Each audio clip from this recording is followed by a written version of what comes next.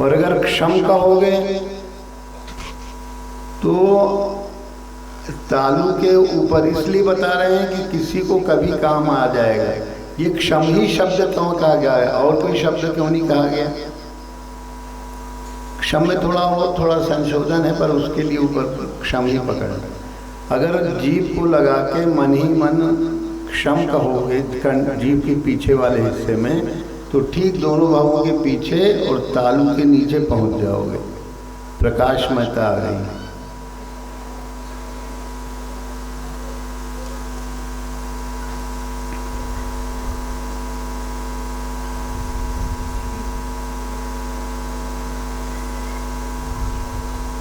हर एक के अंदर प्रकाश आने लगेगा। आंख बंद करो,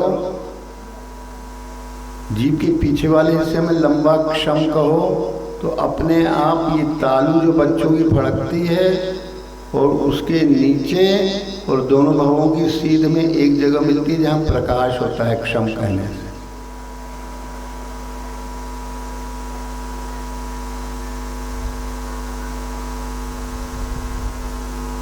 ये आज्ञा चक्र की जगह है।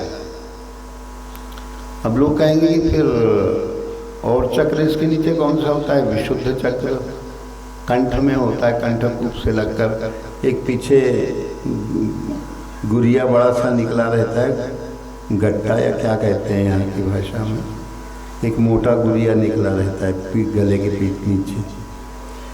तो अगर इस जगह हम कहोगे मन ही मन तो विशुद्ध चक्र में आ जाओगे। इसके 16 अक्षर हैं। तो इधर कंठकूप के सामने से दाया बीचों बीच अ उठता है, तो सब लोग कहेंगे अम। जैसे हम अम बताएंगे तो अम कहना, अम। और फिर ये दाहिनी तरफ खिसकते जाओ तो इधर ऊम आएगा, तो बीच में 3 अक्षर और आएंगे, आम, ईम, ईम।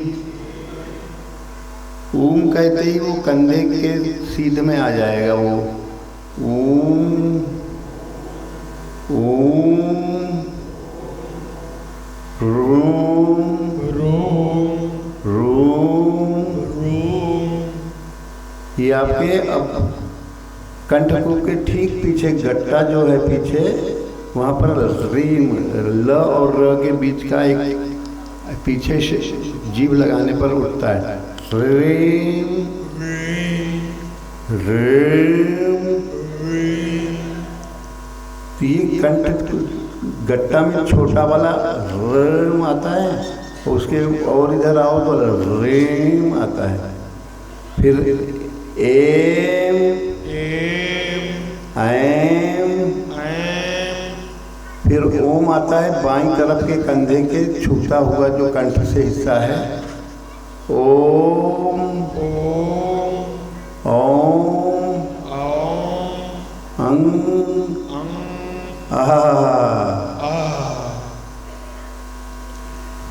तो ये विशुद्ध चक्र की शुद्धि करने के लिए हमारे ऋषियों ने 16 अक्षरों का, तो इसके द्वारा मूर्ति में जब प्राण प्रतिष्ठा करते हैं तो प्राण प्रतिष्ठा, प्राणों की प्रतिष्ठा मूर्ति में तो संभव है या नहीं हम नहीं जानते, पर तुम्हारा ये शरीर रूपी मूर्ति में ये प्राण प्रतिष्ठित हो जाएंगे। तुम्हारे अंदर दिव्यता, शुद्धता, अतुलनीयता का भान होने लगेगा। इसका रोज अनुसंधान करो। ये यज्ञ ही है, शब्दों का शब्द में यज्ञ, सार शब्द ओम में सारे शब्द हवन हो जाएंगे। अब हमारे ऋषियों ने व्यंजन खोजे, स्वर तो यहाँ पर आ गए 16, अब व्यंजन ऋषियों ने खोजा। इसलिए बता रहे हैं कि ये चीज़ें तुम्हें पुस्तकों में पढ़ोगे पर व्यवहार में तुम नहीं ला पाओगे, और ये यहाँ पर वर्षों का अनुभव वो तुम्हारा काम करने के लिए बता रहे हैं। तो दोनों छाती, दोनों छाती की माने हड्डियाँ दोनों तरफ से आई हैं, पसलियाँ, और संधि बिंदु पर एक खाली जगह है, अंगूठा बराबर। उस जगह कम कहोगे तो सामने आएगा, घम कहोगे तो दाहिनी तरफ आएगा, छम कहोगे तो पीछे आ जाएगा, आइया कहोगे तो बाईं तरफ आ जाएगा, बीच में एक चक्र है 12 दलों का। तो व्यवहारिक ज्ञान बता रहे हैं सबको जिनको लाभ लेना। तो कम ये मन ही मन भी कहोगे तो उसी जगह पहुंचोगे, मन ही मन कम कहो तो उसी जगह पहुंच जाओगे अपने आप। पर बाहर से इसलिए बता रहे हैं कि जान ही नहीं पाओगे कि क्या कहना है। कम अब उस दाहिनी तरफ किसको, दाहिनी तरफ मैंने अपने हाथ से दाहिनी तरफ सीधे हाथ। खम गम अब ठीक दाहिनी तरफ आ जाओगे। घम अंगा चम ठीक पीछे वाले हिस्से में चक्र के छम आ जाएगा। छम जम झम आइया। ये अंग्रेजी वर्णमाला कितनी भी रट लोगे ये वाले बीज मंत्र पकड़ में नहीं आएंगे तुम्हें। अंग्रेजी में ना तुम अइया लिख पाओगे ना अंगा लिख पाओगे।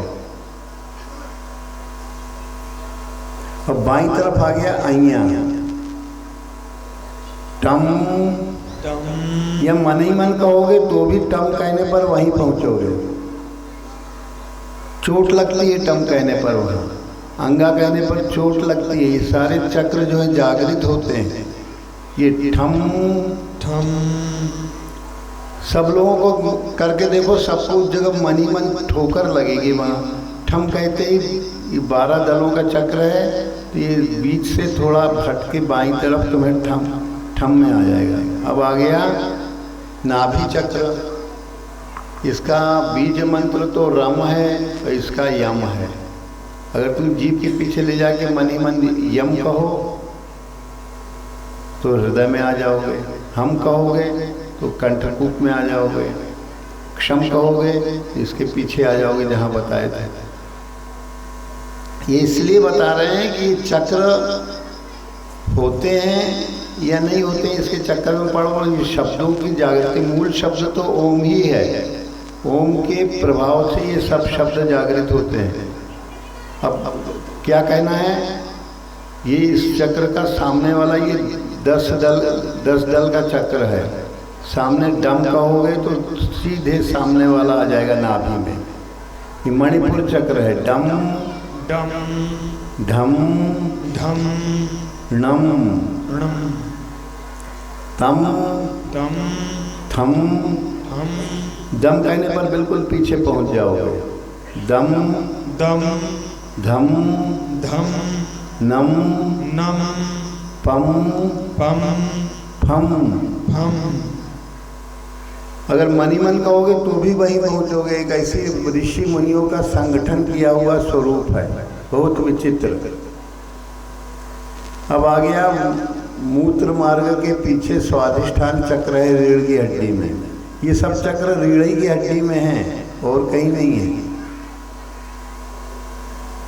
ये 6 चक्र का है, 6 दल का, 6 अरों का। इसके शब्द हैं शुरुआत का पम फम हो गया, बम भम मम। यम बिल्कुल पीछे पहुंच जाओगे। यम रम लम। ये मूत्र मार्ग के पीछे रीढ़ की हड्डी का जो हिस्सा है उसमें ये एक 6 दल का चक्र है। अब मूलाधार में आ जाओ। इसलिए बता रहे हैं कि बाहर अंदर सब तरफ से इसमें जो है तुम लोग योग्यता प्राप्त कर सकते हो। या केवल अकेले ओम जपो तो भी चल जाएगा। ओम से भी सारे चक्र, जब ओम कहते हो तो ये सब चढ़ते चले जाते हैं। पर किसी की रुचि होगी कि चक्र होते हैं कि नहीं होते हैं, तो उनकी जानकारी के लिए इसका हम चक्र भेदन का क्रम बता रहे हैं। वैसे इसका मतलब है और नहीं। अगर केवल ओम का तुम कर सकते हो पर चंचल चित्त है तो वर्णमाला में आ जाओ, ऋषियों की वर्णमाला में। और अगर चित्त स्थिर होता जा रहा है ओम कहने से तो इसकी कोई आवश्यकता नहीं, क्योंकि ओम कहने से सारे चक्र अपने आप जागृत होते जाते हैं। पर करो ही ना तो कैसे होगा। अब आ जाओ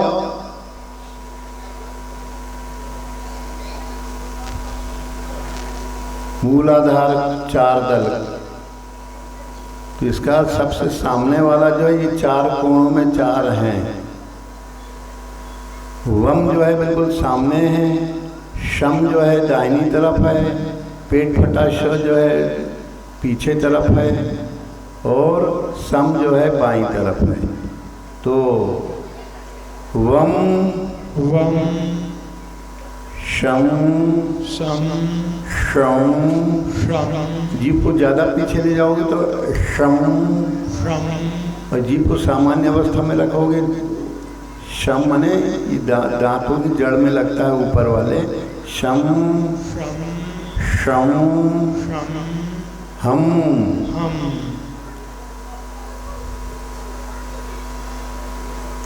अब बाएं पैर में जो है तुम्हारे क्या जाएगा,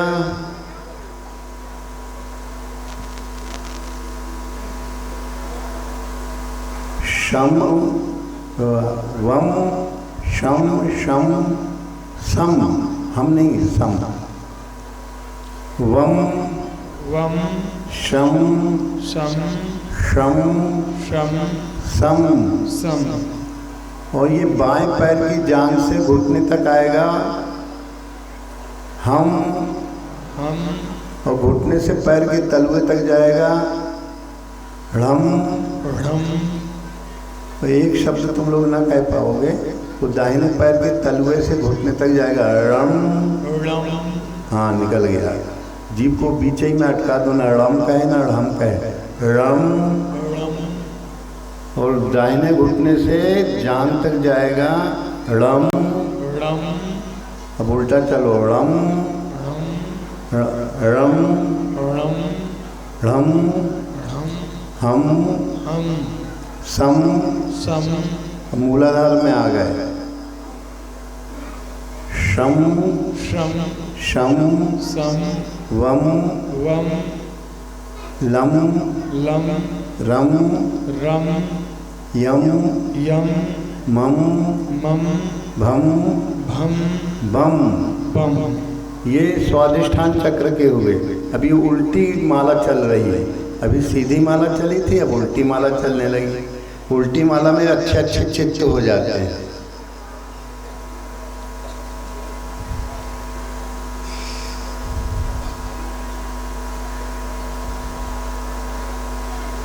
फम पम नम धम दम थम तम नम धम डम। ये मणिपुर चक्र के हुए। उल्टी माला चल रही है, हमारे गुरु महाराज क्या करते हैं, उल्टी माला चल गई तो फिर समझ है। ठम ये स्वाद अनाहत चक्र के हैं, ठम टम हैया झम जम छम पीछे आ गया, छम चम अंगा घम दाहिनी तरफ, गम खम कम। ये पूरे शरीर में प्राण प्रतिष्ठित हो जाते हैं जो विचलित हैं अक्षर विन्यास से। अब आ गए कहाँ, विशुद्ध चक्र में। ये ओम में ही उदय हुए हैं, ओम से ही मिल जाएंगे।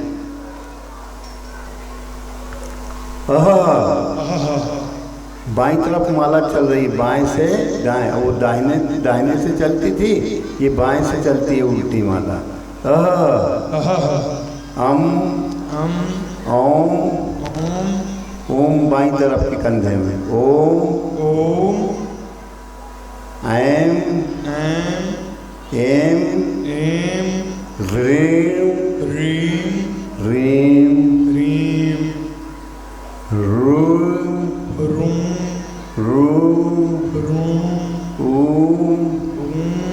ऊम दाहिने कंधे में, ईम आम ये ऋषियों की पुरानी अक्षमाला ब्रह्म विद्या है, बहुत सरल है, मन को बिल्कुल बांध देती है। और पहले ककहरा अक्षरमाला सबको पढ़ाई जाती थी कि अ आ ई, तो वो पूरी भूल गए। और गुरु ने मोरी बाहें गई मोरे बिसुर गए सब खेल। अगर ये वाली माला ब्रह्म विद्या की जान जाओ, बहुत ऋषियों ने सरल शब्दों में बताई।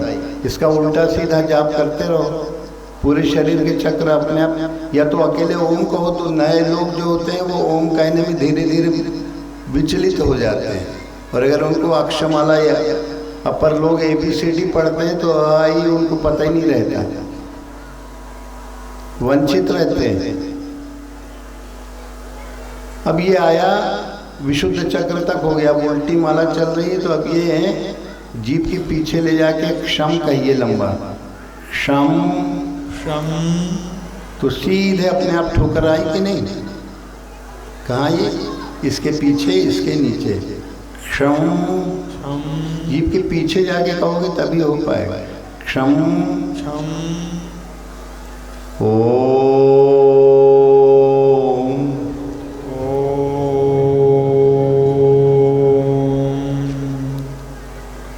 तो ये ब्रह्म विद्या का ये इसलिए बताया कि अभी एक आया कि मूल द्वार से खींच पवन को। ये अपने आप ओम का जाप करने से मूल द्वार से पवन खिंच के और ब्रह्मरंध्र में पहुंचता है सारे चक्रों का भेदन करते हुए।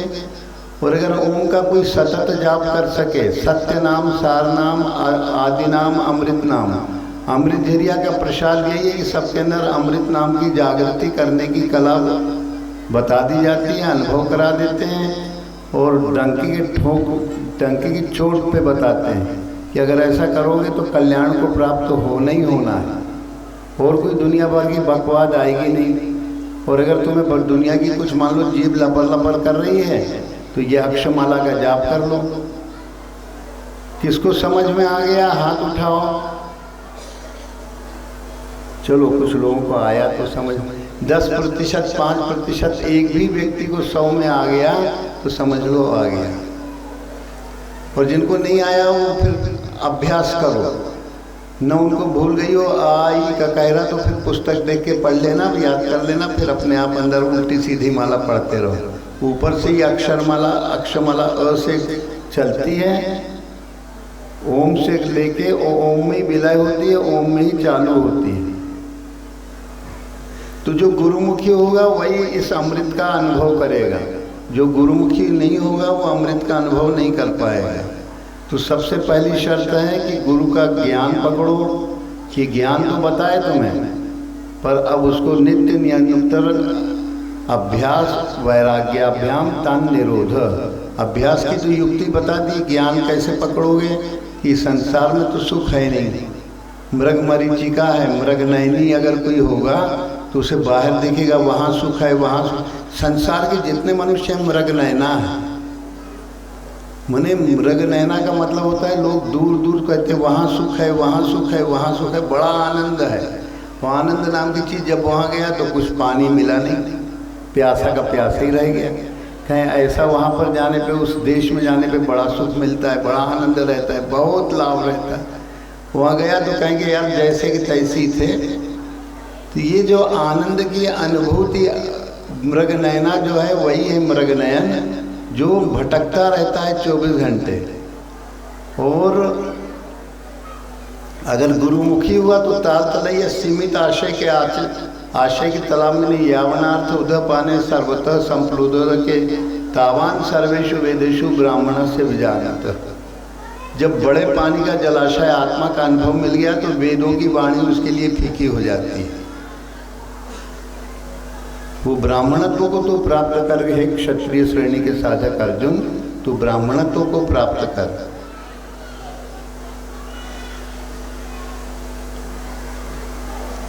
ये ब्राह्मण क्षत्रिय वैश्य शूद्र ये वर्णों की प्रक्रिया है, कोई जातियां नहीं है। जब शुद्ध वर्ण होगा तो ये ब्राह्मण, तामस अधिक, रजोगुण थोड़ा, कली विरुद्ध जानिए चहु हो रहा। जब अज्ञानी अंधकार है तो वो शूद्र है। जब गुरु महाराज की कृपा हुई तो बरगद के नीचे आके कथा प्रसंग सुना, तो अब उसके अंदर कुछ उदय हुआ साधना का, तो तमोगुण थोड़ा दबा और रजोगुण साधना का चालू हुआ। बहुरज स्वल्प सत्व कछु तामस, ये वैश्य श्रेणी का साधक हुआ। मने रंग, वर्ण मने रंग, धीरे धीरे क्रमोन्नत साधक होता जाता है। शूद्र श्रेणी, जन्म से तो सभी शूद्र हैं, पर गुरु महाराज के संस्कार पा जाने से वो क्रमोन्नत हो जाते हैं। वैश्य साधक क्षत्रिय हो जाता है। बहुसत रज, सतोगुण की बहुलता है। सत्व बहु कछु रज रति कर्मा, सब विधि सुख त्रेता कर धर्मा। और ब्राह्मण श्रेणी का साधक कौन है? सतयुग सब जोगी विज्ञानी, कर हरि ध्यान तरई भव प्राणी। पीपल तरुतर ध्यान सुधरई, जाप यज्ञ पाकर तर करई। प्रियतम के ऊपर पूरा भाव आ गया तो पीपल हो गया। बिल्कुल अपने गुरु महाराज से इधर उधर नहीं होता, वो गुरु महाराज के प्रति सुरता स्मृति बिल्कुल निरंतर सनातन धर्म में लगी रहती है। गुरु स्वरूप में बिल्कुल लगा रहता है तो सनातन धर्म को पा जाता है, तो साक्षात ब्रह्म स्वरूप हो जाता है। ये अनुभव ज्ञान है। इस ज्ञान को पकड़ लो तो नाम की प्रक्रिया, अमृत झरण का ओम तुम्हारे अंदर जीव लगाने के बाद निर्वाणी मुद्रा लगाओ। फिर तीसरी चीज़ है गुरु ध्यान। तो नाम के बाद देखिए रूप, नाम आधीना, नाम के अधीन रूप होता है। अगर नाम पक्का हो गया तो तुम्हारा मन कहीं जाएगा नहीं और ध्यान में मस्त हो जाओगे। नहीं तो ध्यान भी कर रहे हो, मन भाग भी रहा है, तो ये बात नहीं हो पाएगी। अगर जीभ लगी है, ओम का जाप कर रहा है, तो बहुत से लोग ध्यान कहते हैं अच्छा बनता है, पर मन थोड़ा थोड़ा भागता रहता है। हमने कहा भाई नाम की गहराई नहीं पकड़ पाए। गोस्वामी जी का देखिए रूप नाम, हाँ कितना बजा? 3। तो अब आपके सामने ये तो ज्ञान ध्यान, ज्ञान माने गुरु का ज्ञान पकड़ लो कि मृग नयना न मत हो। मृग नयन बनोगे तो भटकोगे चारों तरफ, कभी बुद्धि शुद्ध होना नहीं है। मृग नयनी बुद्धि त्यागो और गुरुमुखी बुद्धि होगी। गुरु की आंख से देखना सीखो, गुरु की अनुभव दृष्टि से। गुरु मृग नयना बनते बनते 84 लाख योनि में भटकते ही रह गए, मृग नयना बन गए। मृग नयन मत बनो। दूसरी चीज़ अमृत झरण की क्रिया, जीभ को नीचे दांत की जड़ के नीचे लगा के सीख लो तो अमृत ओम नाम का झरने लगेगा, मन एकाग्र हो जाएगा। वो गुरु ध्यान आज इतने में ही करते हैं। और आपके सामने एक बरेदी नृत्य, बबलू वैद्य जी जो है अपने उसको लेके आए, आ रहे हैं क्या? आ रहे हैं। तो बरेदी नृत्य कल कुछ लोगों का आग्रह था कि हमने नहीं देखा है। बबलू तुम तो देख चुके हो, अच्छा कुछ लोगों ने नहीं देखा। तो बरेदी नृत्य एक बुंदेलखंड का बरेदी नृत्य है, उसको आप लोग अभी देखेंगे।